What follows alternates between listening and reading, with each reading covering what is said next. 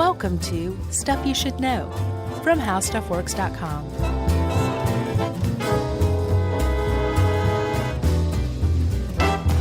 Hey, and welcome to the podcast. I'm Josh Clark with Charles W. Chuck Bryant and Jerry over there, and this is Stuff You Should Know. And we're going to mind our P's and Q's because this is a family show. So everybody, don't get all excited like we're going to drop the S word or anything like that. Snacks? Or not. Yes, snacks. You just said it. Oh. We're going to keep it clean. But we are talking about some dirty stuff that should never be uttered by anyone. And I, for one, would like to tip my hat to Tipper Gore for being an American hero of all time. What? Actually, it's funny, as I was reading some of this, and we're talking about the PMRC, as everyone will soon find out. Yeah. And Ed put this one together, and he points out that, yes, if you look at the stuff that they were trying to do, the Parents Music Resource Center, they were basically saying, like, we need to be able to have a heads up that this record album has lyrics on it that we wouldn't want our little 8-year-old kid to listen to. Yeah. That's really all we're asking for.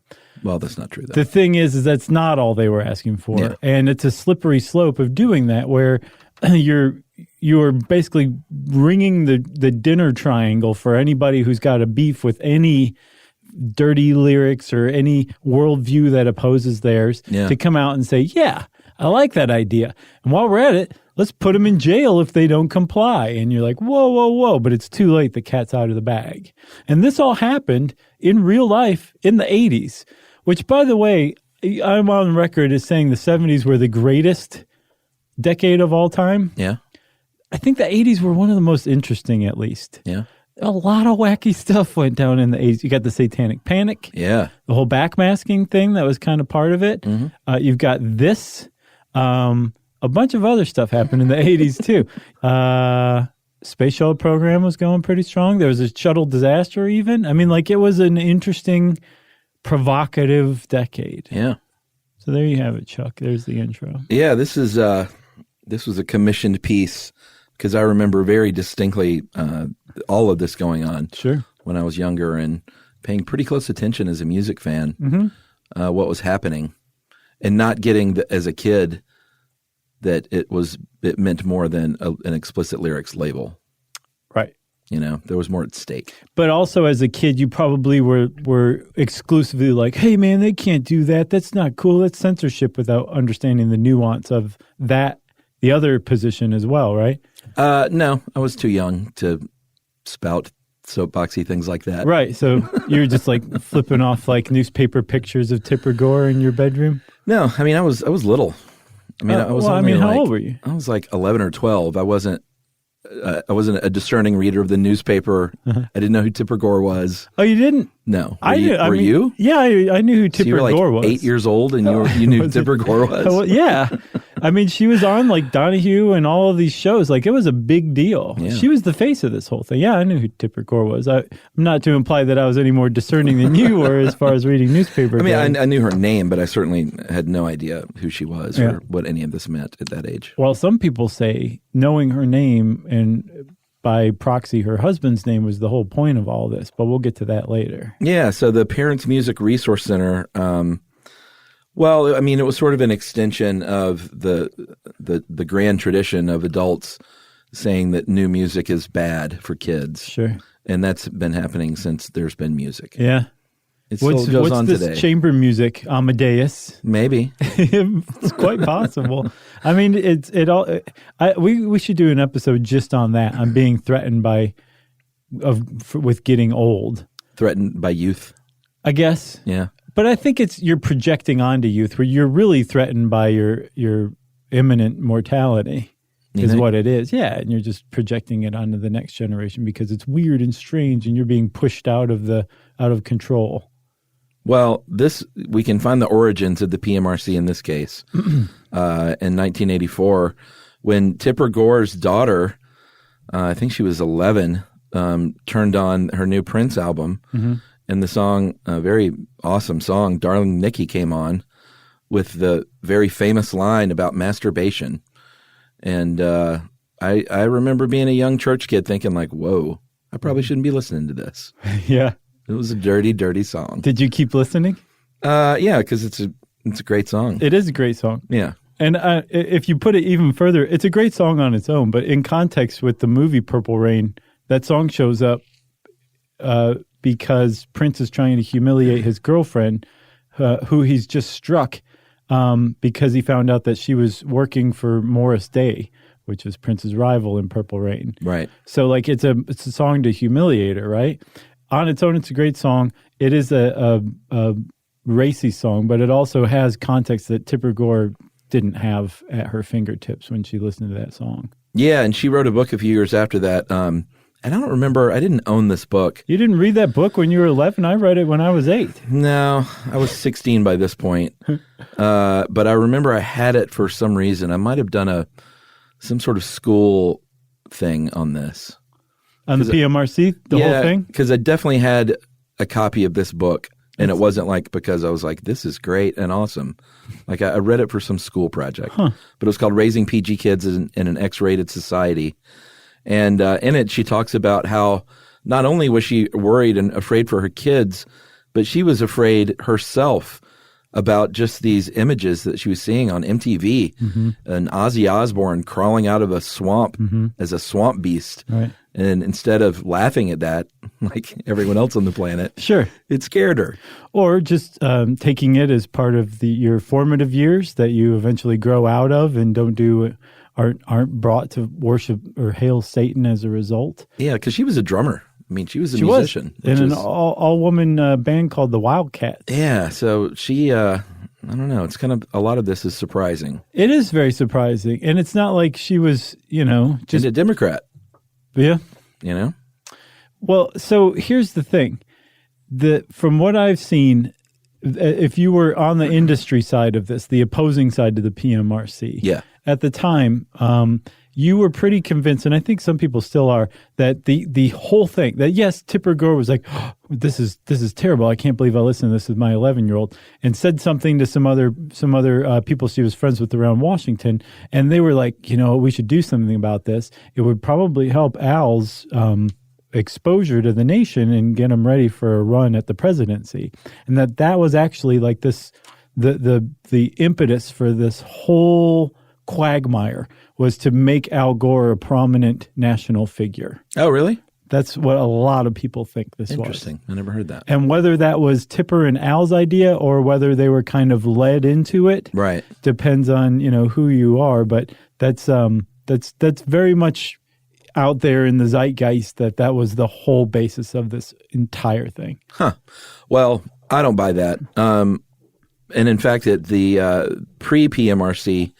In Cincinnati, Ohio, there was a school PTA group, the Delsher Elementary School PTA, who also heard Darling Nikki and also didn't think that it was just a great jam. And they got all up in arms about it and drafted a statewide association letter that basically said, hey, Recording Industry Association of America, we're just going to call it the RIAA probably on this show, but maybe you should have a voluntary system of ratings, kind of like movies do with the MPAA. What's the big deal? Right. They're like, call us back. We want to talk about it. And the IRAA never called them back. Yeah. They said, we'll get right on that. Yeah, exactly. Because they didn't want to do that. They were scared of this idea to begin with. They were really worried it was going to hurt sales. If you have like an album that specifically says this is not for kids, there are some stores in some parts of the country that just won't carry that album, and you want to be able to sell those albums. You want to either have albums that a store would be happy to sell or at least slide it in underhandedly so the stores don't know what they're selling, and just the kids do. So they were afraid of this kind of idea, but they also, it's the music industry in the 80s. Like they could afford to be like, be quiet, Cincinnati School District, we're not listening to you. For sure. When Tipper Gore came into the mix with some of her friends from Washington, the dynamics of it changed for a number of reasons, not just because they were connected to government, but because the RIAA and government specifically had something going on. Yeah, so they formed the PMRC on May 15th, 1985. They got a grant from Mike Love of the Beach Boys, which is just further cements him as one of the leading jerks in the history of music. So why is he a jerk? Because I saw that and I was like, why was Mike Love doing that? And I know he wasn't the Manson one. That was Dennis, wasn't it? The one who hung out with the Manson family for a little while? That was Dennis Wilson. The drummer, yeah. Why is Mike Love a jerk? Because God made him that way. Okay, he's just that way? No, I mean, he's a notorious, I mean, I can't use words that I want to use, but he is just Google Mike Love jerk. Okay. And go down the rabbit hole of stories about this guy. Does he yell like at basketball players courtside and stuff, like that kind of jerk? No, he's just, you just go read some articles. All right, fine, I'm going to. He's just a jerk. I wish I had already. So it does not surprise me that he gave $5,000 to kick off the PMRC. But what you were talking about is the tape tax, which was very interesting at the time. The recording industry was suffering, or not suffering, but they were just beginning to struggle a bit with the fact that cassette tapes were pretty inexpensive. Yep. Or they could be super cheap if you got really cruddy ones. Yeah, but the neon see-through ones, those were expensive. The Maxells. Yeah, I had the black Maxells. But do you remember like the see-through ones that had like kind of fluorescent and neon colors to them? No. Like the kind that Emilio Estevez and Charlie Sheen find in Men at Work? No, I haven't seen that either. Oh, they were great. You never saw Men at Work? No. It's a good one. Is it? Mm-hmm. Okay. Yeah, so people were, if you grew up in the 80s, you made tapes. You recorded stuff off the radio.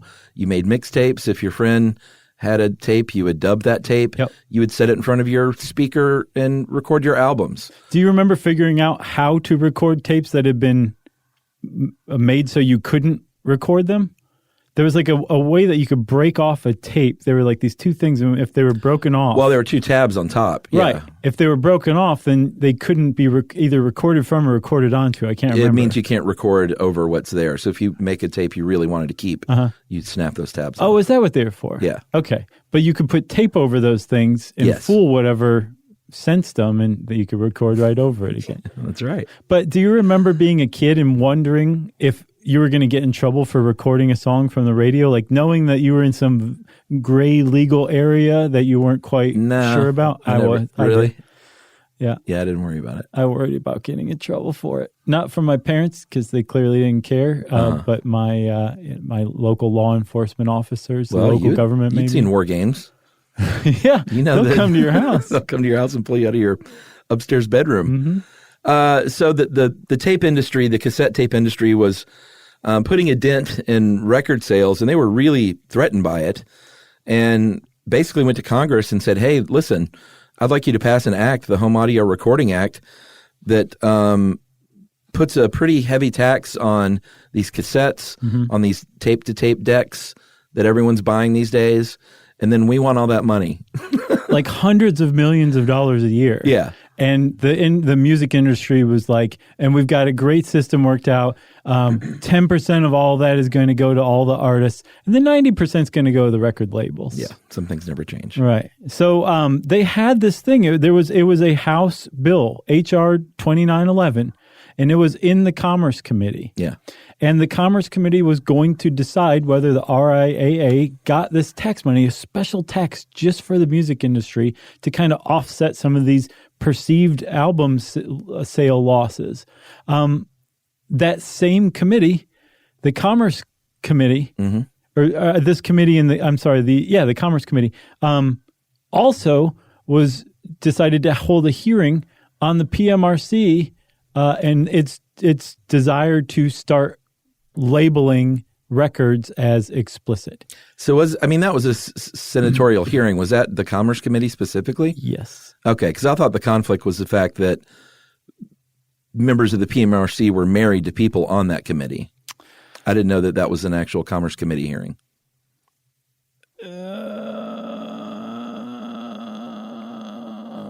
Yeah, I guess it wouldn't have been because it was H.R. 2911. So that would have been, the Commerce Committee then would have been in the House.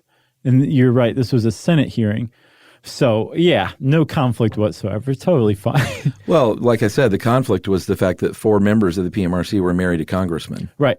So there was a conflict there. Basically, the record industry wanted something from Congress, and Congress now all of a sudden wanted something from the record industry, which was to label their records as potentially offensive to whomever. Yeah. Which is a big deal. And some people say that if the record industry hadn't been greedy and wanted the HR 2911 out of Congress, they probably would have fought this tooth and nail. And a lot of people in the industry stood up and said, we're not going to take it. Yeah. Which will make a lot more sense in a couple of minutes. And pushed back and did a lot of media tour and did a lot of interviews and spoke out about this and rallied their listeners to say this is wrong. And they may have successfully fought it had the industry ultimately wanted HR 2911 to pass, this tape tax to pass. And so they decided that they were going to play ball.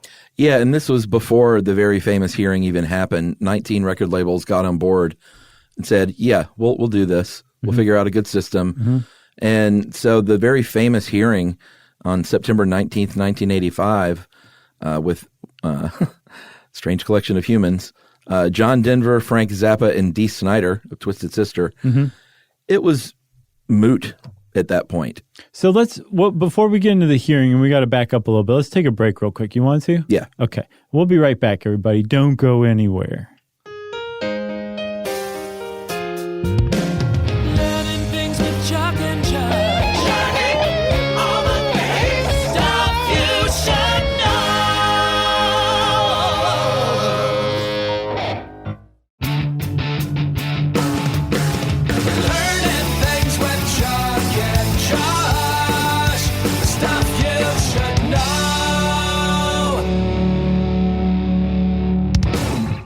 All right, Chuck, so we should say, I got to amend something I just said. I can't believe this. This is so dumb. It's possible the record industry would have fought this a lot harder than they did had that tape tax not been in existence as a proposed bill.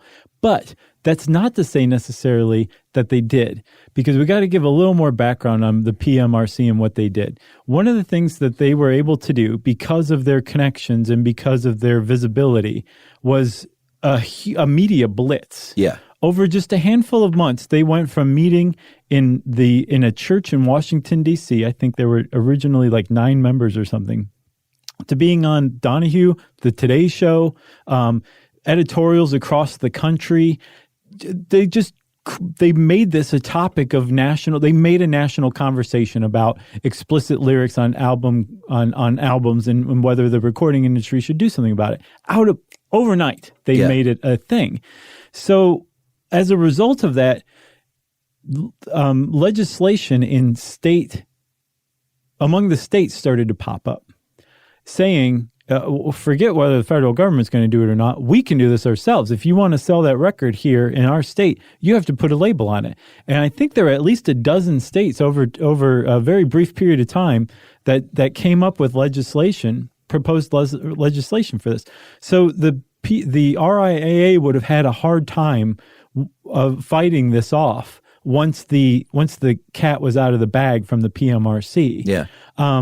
They could have still tried to fight it. The ACLU was like, we're waiting right here, you guys. Go ahead and pass one and see what happens. Yeah. But it still would have been just a huge, enormous problem. So the PMRC did start this, and some of the states took it up. So whether it was just the tape tax or not, or whether it was to try to stem off this legislation, the RIAA said, okay, we'll play ball. And like you said, they said, okay, we'll do this. And then they still held that Senate hearing, which I think goes to further the idea that this was meant to bolster Al Gore's image, because he was on that Senate hearing.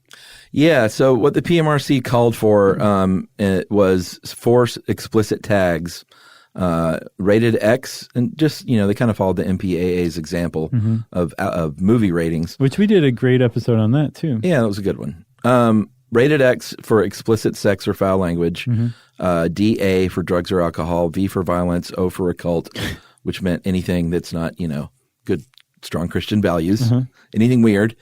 And so to illustrate this, they trotted out what is now known as the Filthy 15. Yep. And I think we should go through these. Oh, yes. It's a list of 15 songs and what they were tagged for. We can't say all the titles. Darling Nikki, of course, was tagged for sex. At the top of the list, from what I understand. Oh, yeah? I think this is the accurate list, and I think like it may have been in some sort of order. Oh, I don't think they were ranked as like, this is the dirtiest of them all. I don't know. This was the one that got Tipper. Sheena Easton's Sugar Walls. Mm-hmm. You remember that tune? No, and I went back and listened, and Jerry's nodding. And I didn't recognize it at all. Yeah, this was her big image change song, because she was sort of not all American, because she wasn't American, but just sort of that clean image. Sure. And then she came out with Sugar Walls. Sure. And everyone's like, you know what that's about, right? Sheena Easton knows about sex? Oh, my God. Judas Priest, Eat Me Alive. Okay. That's sex and violence. Depending on who you're talking to, but all right. If it's consensual sex and violence, then is it really violent? I haven't heard a bunch of these, actually. Strap On Robbie Baby from Vanity. I've never heard that one. I haven't either. But I can guess what it's about. Sure.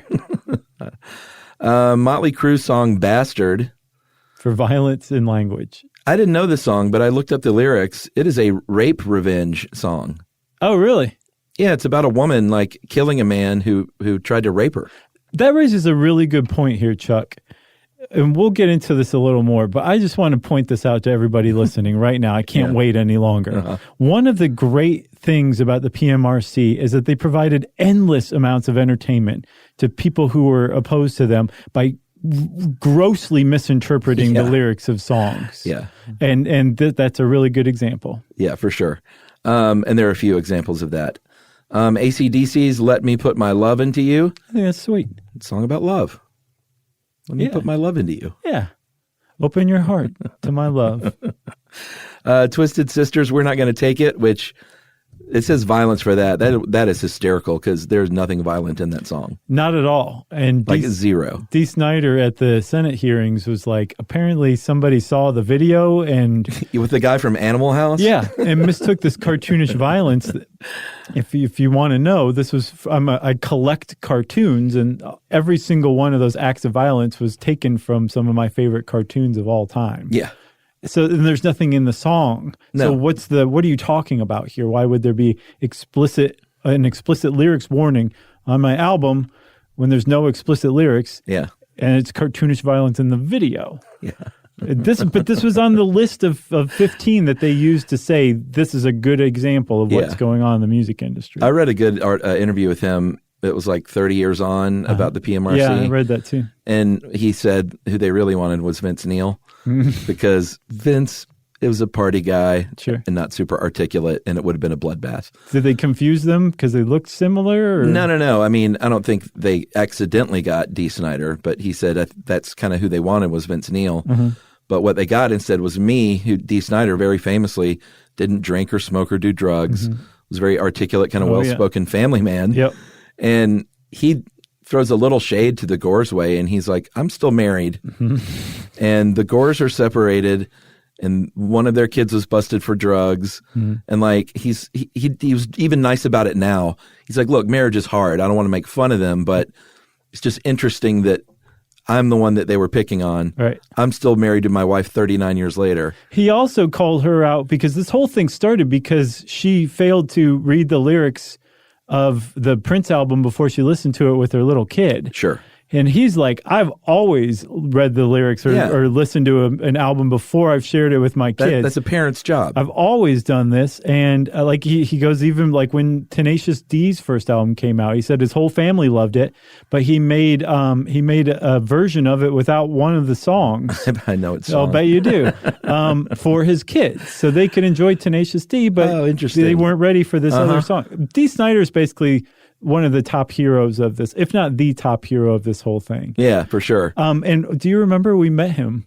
Kind of said hi. Oh, wait, where was that? The Whatever Show with Alexis and Jennifer. Right. He was on at the same time as us. That's right. Yep. Because he was in Rock of Ages, so he was on promoting that. I totally forgot about that. It was wonderful. One of them was Martha Stewart's daughter? Is Alexis that right? was. Okay. Mm-hmm. Interesting. Yep. Totally forgot about that whole thing.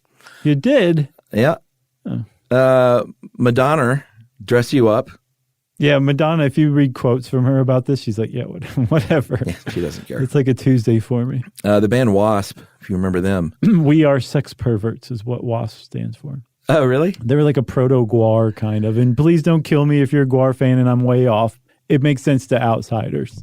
Did that really stand for that, or was that like Kids in Satan's Service? No, that's what it stood for. Okay. They were like, it was like a big stage show and like human Wacky Lawless, right? Yes. And I remember he wore a cod piece that shot out, it was wired to pyrotechnics and like shot sparks out. There was also a cod piece with like a saw, I think a chainsaw on it. Okay. Kind of like a presaged that whole horrible scene in Seven.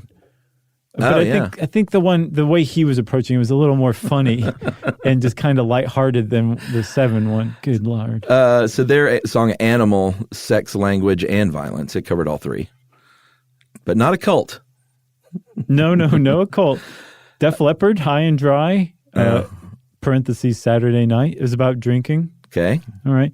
And they even said, like, yeah, it's about drinking. People like to have fun on Saturday night sometimes, you know? Merciful Fate, Into the Coven.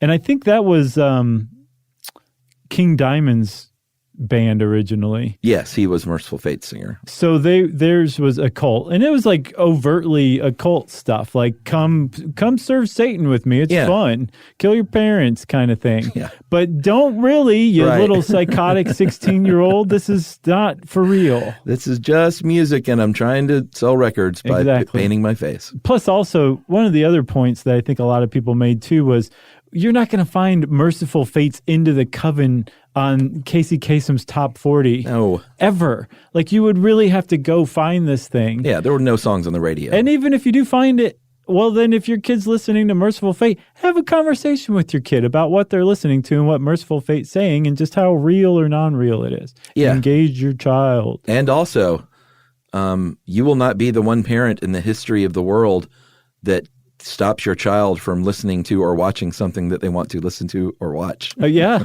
When it's impossible. When License to Ill came out, I knew like every word on the album, front to back. And one of them, I was like singing it out loud to my parents about smoking that dust at St. Anthony's Feast. And they were like, it was funny. They didn't say anything immediately, but they did look at each other. And like a day or two later, they approached me and they're like, Josh, you know that song, that Beastie Boys song where they're talking about smoking dust? Are they talking about angel dust, PCP? And I was like, I don't know, probably. And they're like, you can't listen to that anymore. Yeah, but that's one of the points, though, that Ed makes in this article is that, like, a kid probably doesn't know. And I think research has even shown that lyrically, people are more prone to bring their own experience into something, especially a kid. Well, also, I legitimately remember, I can put myself back at that time, and hearing that, I wasn't like, angel dust, huh? Maybe I'll give that a try. Yeah, of course. Thanks, not. Ad Rock. That's a great idea. I really didn't think like that. No. You know?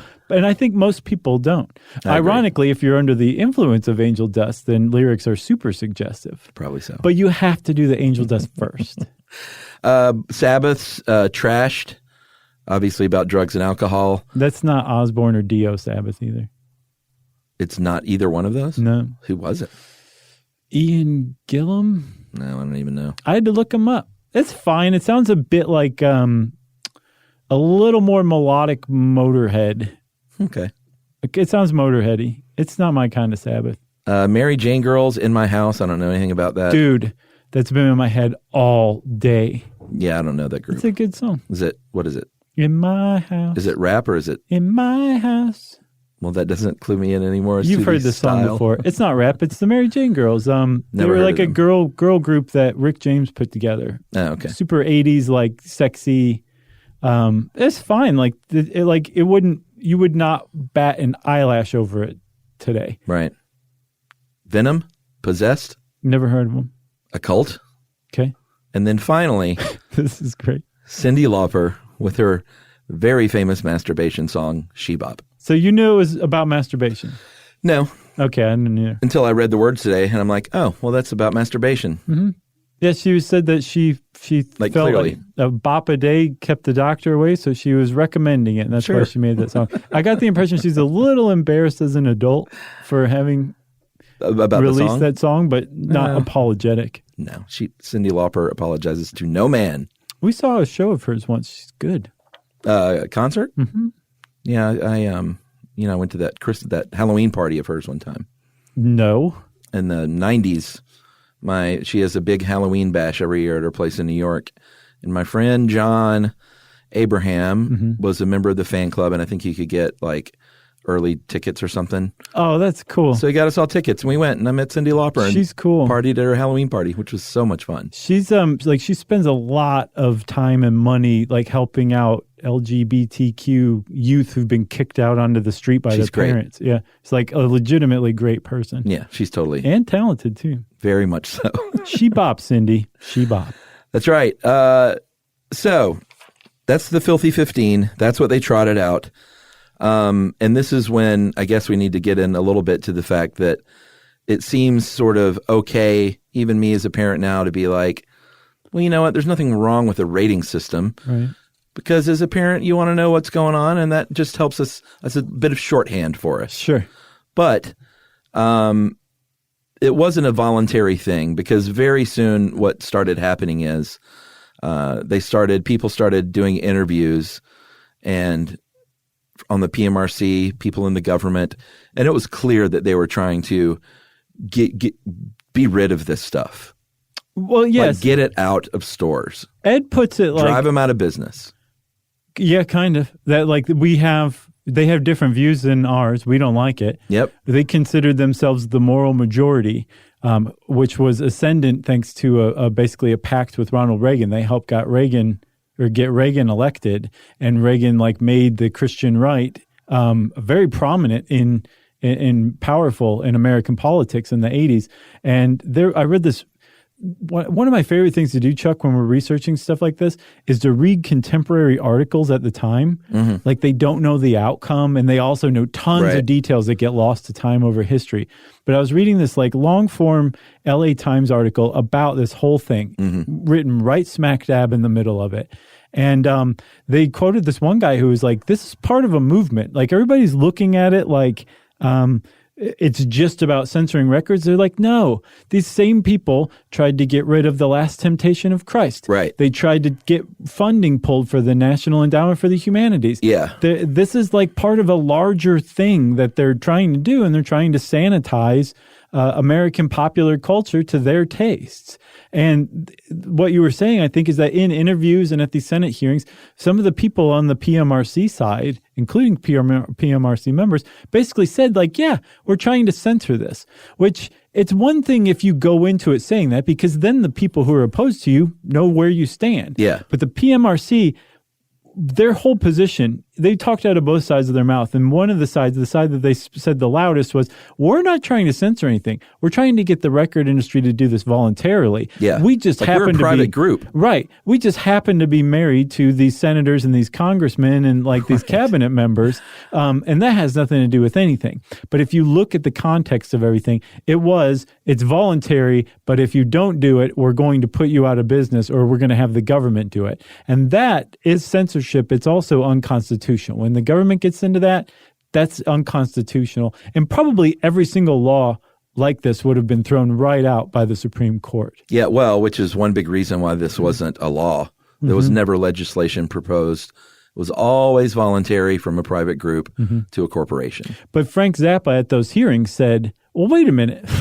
If this has nothing to do with legislation, if this has nothing to do with law, why are we holding Senate hearings on a private group trying to get a private action, voluntary action undertaken? What are we doing here? Yeah. And he really revealed like the theater behind the whole thing. Got rid of all the set dressing and showed it for what it was, which was a stab at censorship. This guy, Jeff Ling, part of the PMRC, said, do I think it should be out of stores? Sure, I do. I think labeling will do that. Another PMRC member, Sally Nebius, said, we want the industry to police itself. If they refuse, we're going to look into legal ways to stop what we feel is contributing to the delinquencies of minors. Pat Boone very famously said, that's what the Constitution had in mind, self-imposed, majority-approved censorship.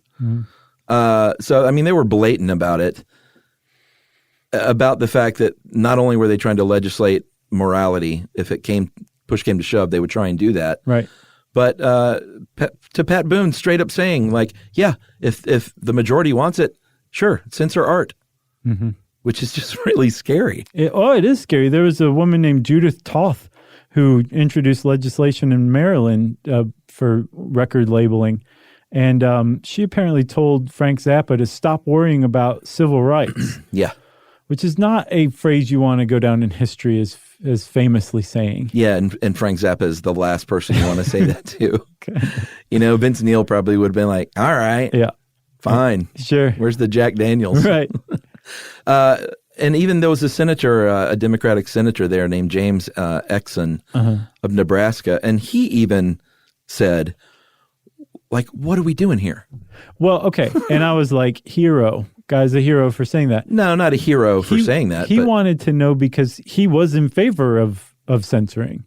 Yeah, but he was like, there was no legislation on the floor. Like, why is it here in front of the Commerce Committee? Right. I took it to mean like he was like, well, this is inappropriate then. This is not right.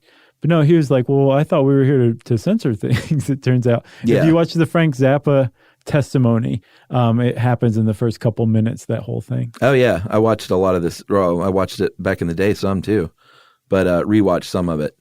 John Denver was great. He was he had the most impact of everyone because I think they thought John Denver was going to come in there and Pat Boone, Mr. Squeaky Clean, and Pat Boone it up. And he came out hard on a couple of things. He was like, first of all, you think my song Rocky Mountain High is about smoking dope. Right. It's not. Like, you're wrong. I wrote it.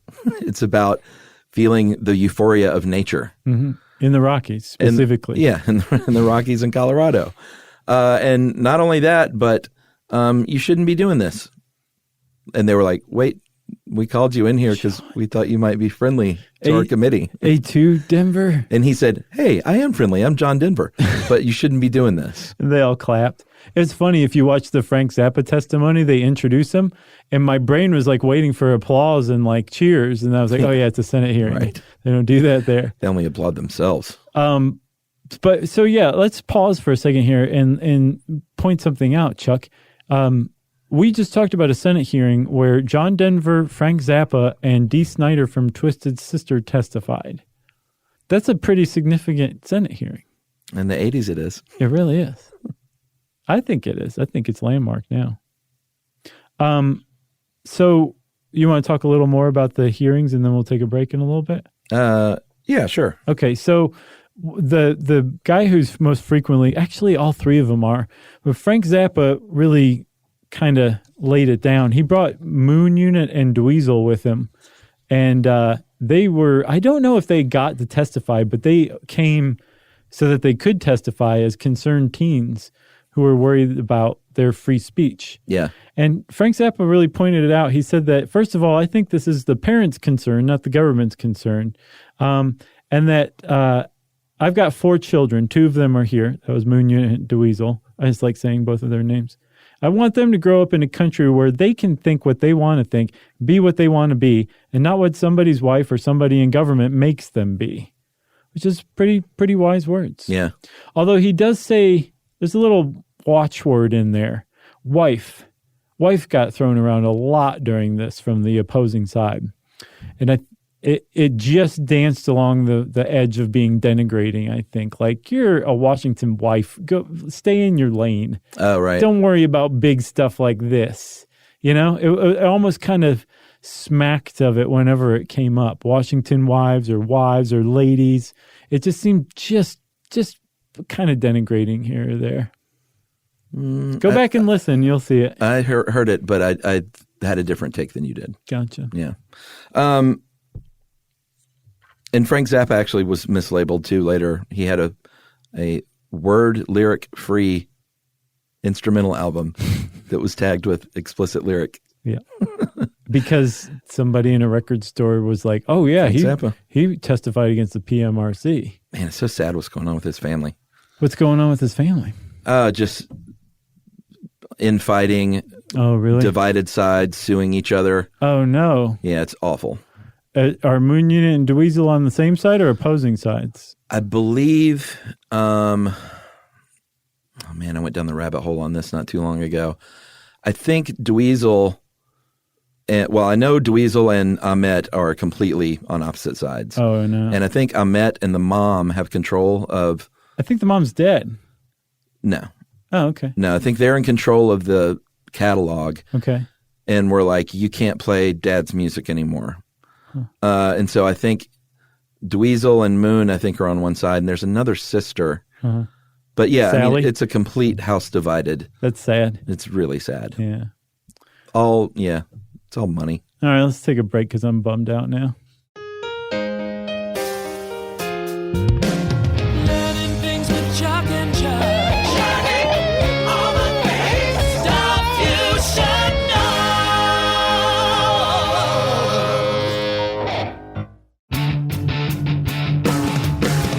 Learning things with Chuck and Josh. Stuff you should know.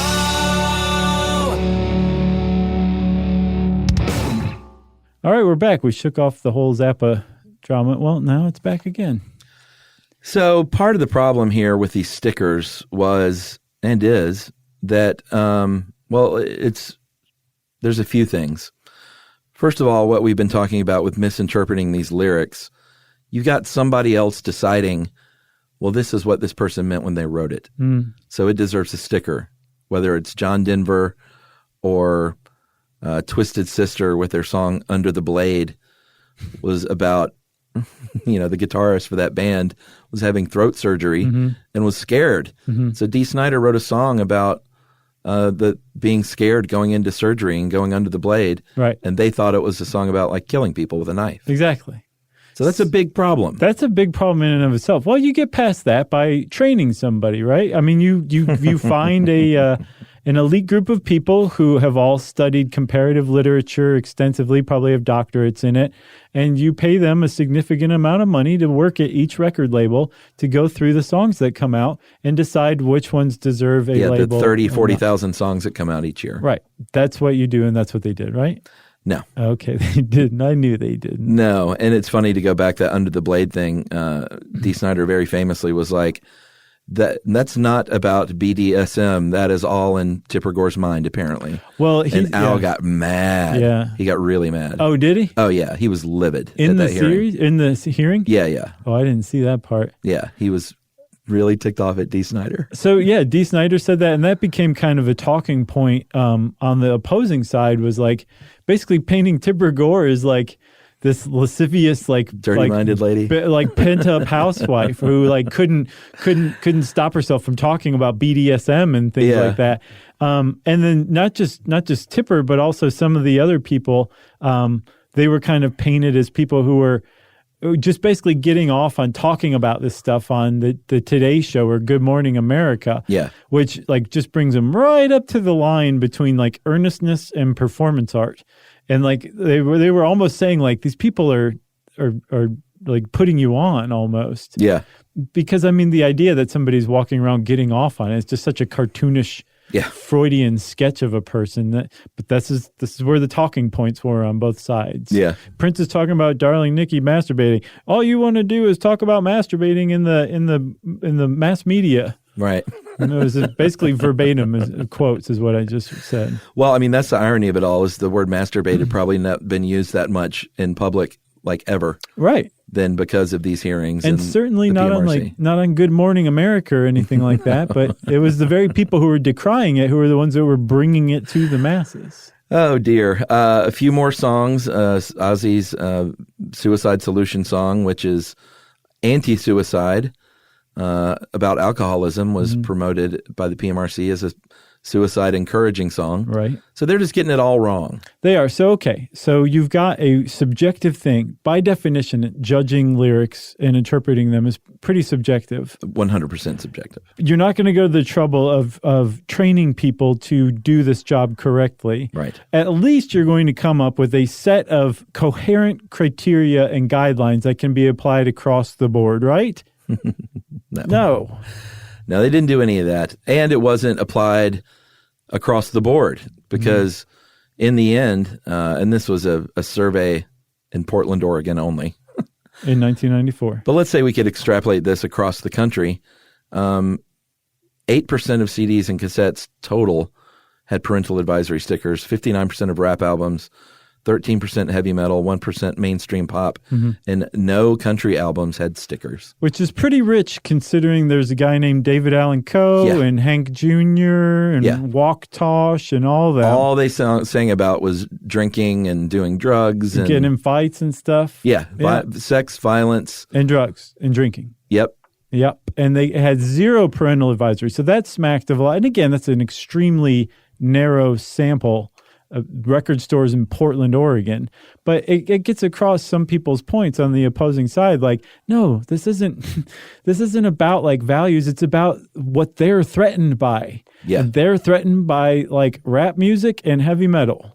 They're okay with everything else. And this is proof positive of that. They probably position. didn't even run the country songs through the process. Sure. That'd be my guess. Yeah. I'm sure they just targeted groups, you know? Mm-hmm. So finally, like we said, the IAA had already decided pre-hearing that they were going to do this. And they said, all right, we're going to figure this out. Should just take us about 5 years. And what the plan may have been was like, maybe this will all just go away. I think that was part of it. But I think also they realized that like they were gonna have to. It would stem off that legislation, and it worked. Yeah. If you read some of the contemporary reports with legislators who brought legislation to their state houses, they say, well, since they agreed to play ball, we're rescinding our bill. But we've got it over here if they don't end up playing ball after all. Yeah. So it really did work. Oh, yeah. But they did it like a couple of days or a couple of weeks before the Commerce Committee voted on the tape tax. Yeah. And the RIAA didn't get their tape tax. No, they did not. But what did happen was those stickers in March of 1990 started coming out. I remember going to the store and seeing those for the first time. I got to buy that one. Well, that's kind of what happened too in some cases. Do you know what the first album that had the first sticker was? Was there a first album? If you could guess what album that came out in 1990, just guess who would have gotten the first explicit lyrics sticker. I don't know. Jane's Addiction? Two Live Crew. Oh, of course. Banned in the USA was the first album to get an explicit lyrics sticker. Yeah, and so, these stickers started coming out, and it had a ripple effect in a big way, but in a lot of ways. Mm-hmm. Everything from Steven Tyler getting on stage and saying, thank you, Tipper Gore, because you throw some 4-letter words on an album and now you're going to get another million in sales. Right. Because kids were looking to buy those records. It's forbidden fruit. All the way to the other side of the coin, which is Walmart or certain states saying, we're not even going to carry these records. That was part of it. In stores. It also became an easy target for local law enforcement that decided that they were going to enact their own laws. Right. Like in Broward County, Florida, which is around Miami, where Miami is, the Broward County Sheriff sent out some deputies with their badges, full uniform, to go by record stores and said, hey, just wanted to give you a friendly little heads up. If you guys sell any more of those Two Live Crew albums, we're going to arrest you. Yeah. We don't want to, but we wanted to give you a heads up first. Two Live Crew found out about it and were like, that's prior restraint on free speech. Yeah. And they won. They won in the Supreme Court, actually. But this kind of thing, it was like, as the Grabster put it, the censors were emboldened by the response from the PMRC's idea. Oh, yeah, for sure. And these labels were, hey, go after these guys. And not just their records. Like when artists came to town, they would get arrested for their performances. In 1989, 9 performers were arrested in Georgia alone for their concerts. Yeah. From Bobby Brown to Gene Simmons.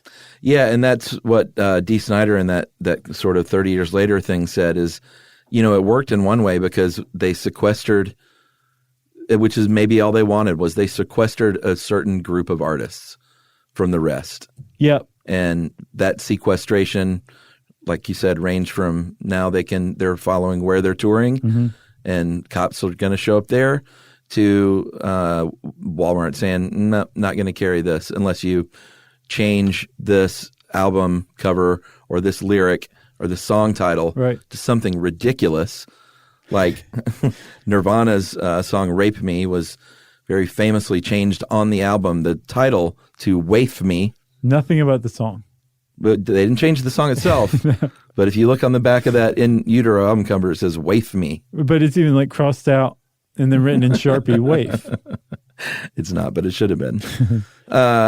So it had a big ripple effect in a lot of ways. People were, and I guess before this, they had always had radio safe versions Sure. of some songs. Well, yeah, you just weren't going to get radio play. Right. But now it's like the albums need to be like radio safe. Right. Like you listen to in your home. Or else Walmart won't sell them or whatever. That's a big retailer. It was even back then. Yeah. So there was a negative, that slippery slope that the PMRC had carried the nation across. We started to slide down it, and actual legitimate censorship took place as a result. Yeah. And then the way that all of this happened, the way it was able to happen, was because there was a gatekeeper. There was a funnel for the record industry to the public. And the PMRC was able to go to them and say, you've got something, we've got something you want, you got something we want. We're going to make this happen. Yeah. And just by the fact that the record industry is not like it was back then, they're no longer the gatekeepers. Like if you make music, you can sell directly to your fans. You've got a few digital platforms that do some kind of explicit stuff and or labeling or something. They're still there. It's there. And I think if you still can buy a record, I didn't know anybody still bought like physical CDs or whatever, but it can still come with a sticker. But it's just changed. It's just different. And if you listen to stuff today and then you listen to that Filthy 15, you're like, you've got to be kidding me.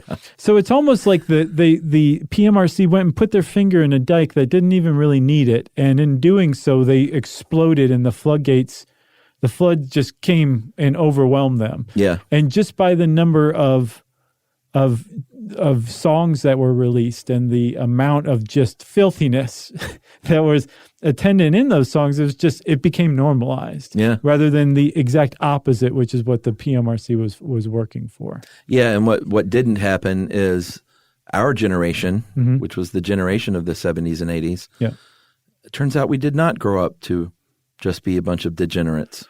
Well, that was going to be the ruin of our country. It's true, though. Because of music. And I think that is ultimately like what parents tell themselves they're really worried about, is that their kid is going to become morally unhygienic and the country will go down the hill one way or another.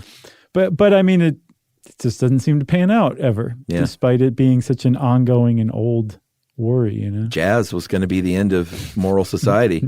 Then rock and roll. Yeah, it's true. Although I have to say the PMRC did give us Glenn Danzig's song Mother, which is apparently an ode to Tipper Gore and the PMRC. Oh, really? If you go and read the lyrics, you're like, oh, okay. PMRC was in a bunch of songs. I mean, those 4 letters appeared in a lot of rock and roll songs, hip-hop songs. Yeah. They got a lot of attention, and maybe that's all they wanted. Well, we just gave them some more. Well, they're no longer around. They broke up the band in the 90s. And do you know when? Do you know when Tipper quit?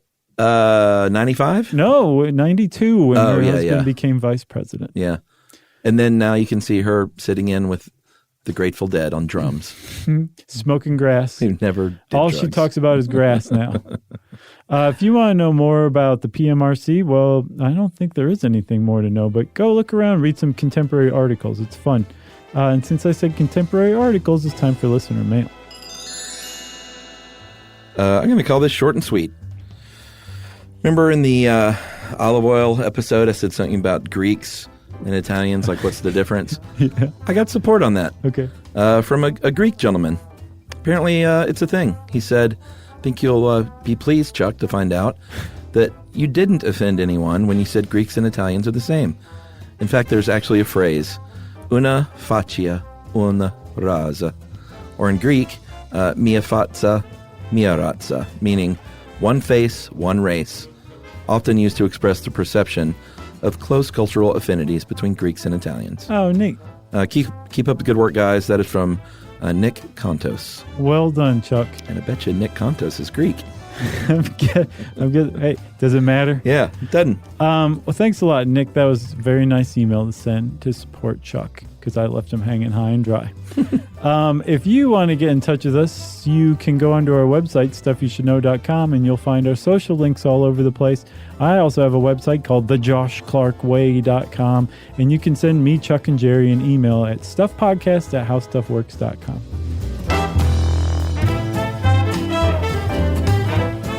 For more on this and thousands of other topics, visit howstuffworks.com.